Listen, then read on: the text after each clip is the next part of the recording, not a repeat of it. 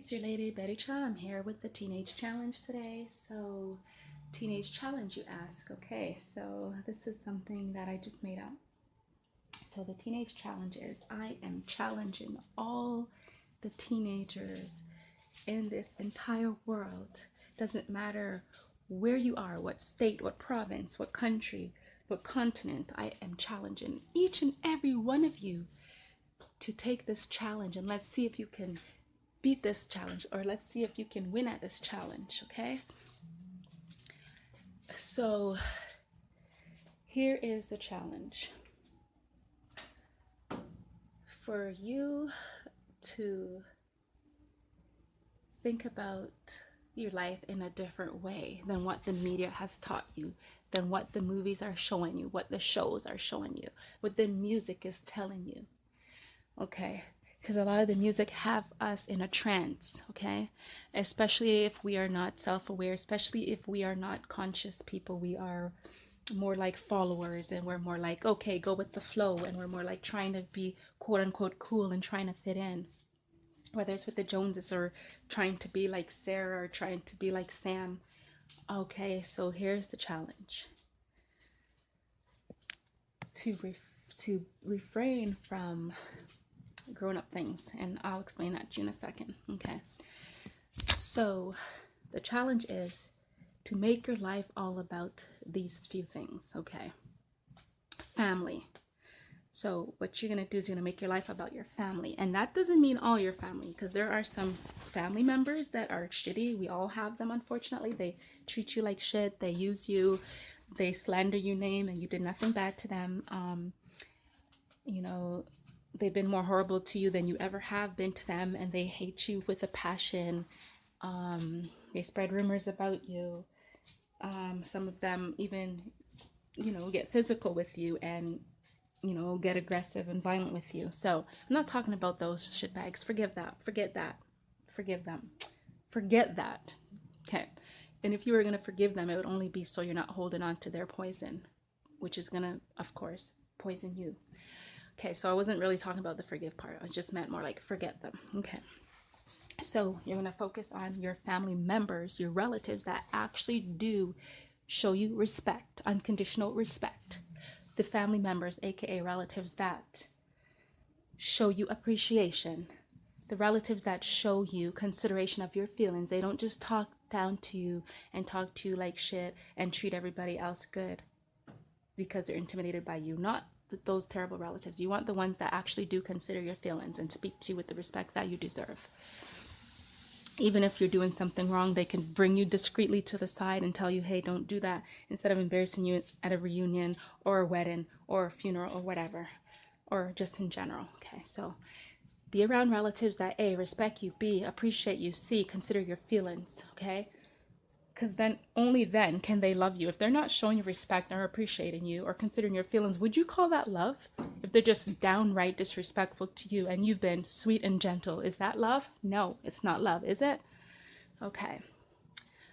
If they don't appreciate the good things about you and they're always putting you down and acting like there's nothing good about you, are they loving you? Do they love you? You can figure that one out yourself too. Okay. If they don't consider your feelings, but you're very well-mannered to them, gentle to them, loving and empathetic to them, do they love you? You know the answer to that. So, okay, the first thing is you're going to be around the relatives that are good for you, the ones that actually care about you. Okay.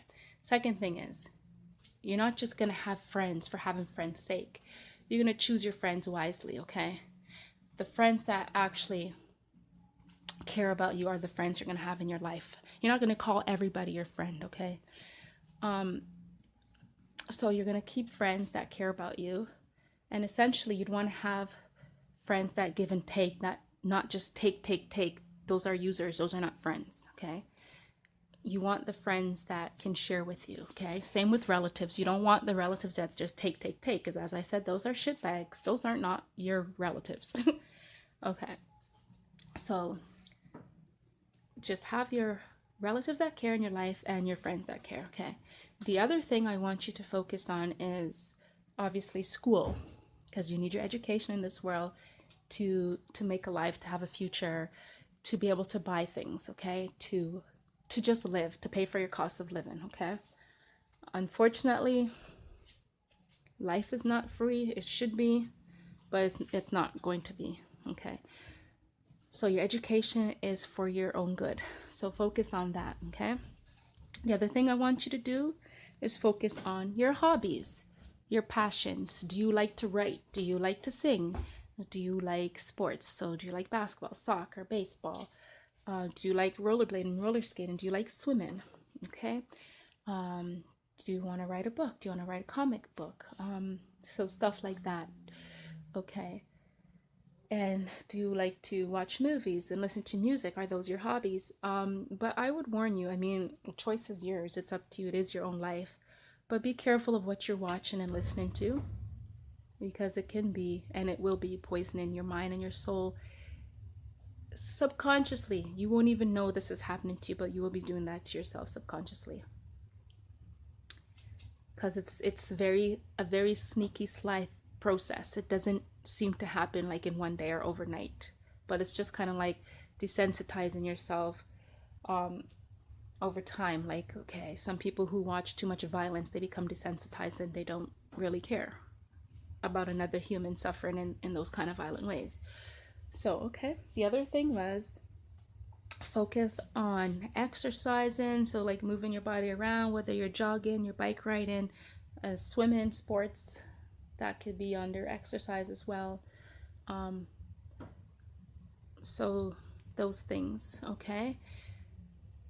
And the other thing, which is also very important, is I want you to focus on how you're eating. Sure, you can have junk food, so you can have your chocolate bar and your ice cream and things, but try to add as much vegetables and fruit as possible and drink as much water, and try to, take it easy on the pop. Don't shake salt on your food when there was already salt added in your potato or your rice or your meat. Don't, add all this ketchup or all this syrup on your food. Try to be moderate about everything, okay? Or, try to be logical about the way you're eating. Like, don't overdo it.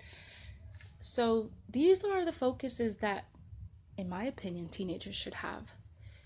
But this world has gone stark crazy because they think that it's okay for teenagers to be doing adult things. Adult things, you say. Okay. So why would you want to have a boyfriend or girlfriend as a teenager when they're mostly just distracting you from your schoolwork, from your passions and your hobbies? And they're true family members, true relatives that truly love you and want to spend time with you. And you're a teen, you're a child still, so to speak, because you're not an adult yet. That's why you hear the word teen at the end of your age until you're 20. So I would say the best advice I can give a teen is wait till you're at least 20, 21 to start dating. Adults don't even like heartbreak and pain. Adults don't even like messy breakups and divorces and stuff like that. So why would you subject yourself to that? Why would you do something so self-sabotaging? Why? Boys and girls are for later. When you're finished university or college and you've been working for like 3 years and you're 20, 21, come on. Boys and girls are still going to be there. Well, by then you guys will be men and women and you'll still find them. They'll still be there. So what's the rush? Are you rushing to mess up your life? Are you rushing to get brokenhearted by that, boy? Okay, are you rushing to get brokenhearted by that girl? Like, are you rushing to be deceived? Also, you don't even know who you are when you're a teen, so that says a lot. Why be with somebody else when you don't even know who you are? And you're teenagers, okay, this teenage couple, they don't even know who they are, so why are they dating each other?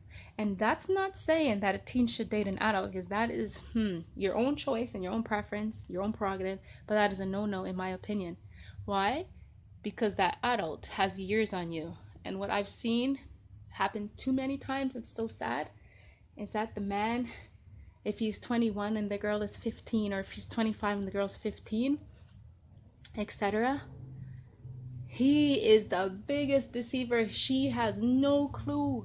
He has so much experience with women, with females, that he puts the wool over your eyes every time. And the other sad thing I notice about that is they'll have their girlfriend, their age group, that they bring around their mom or their family members, and you only go around 2 or 3 of their friends because, and they won't bring you to restaurants or anywhere because you're underage. You're young. You're just a little teenager. You know? So it's kind of like you're the trophy that is on the shelf, but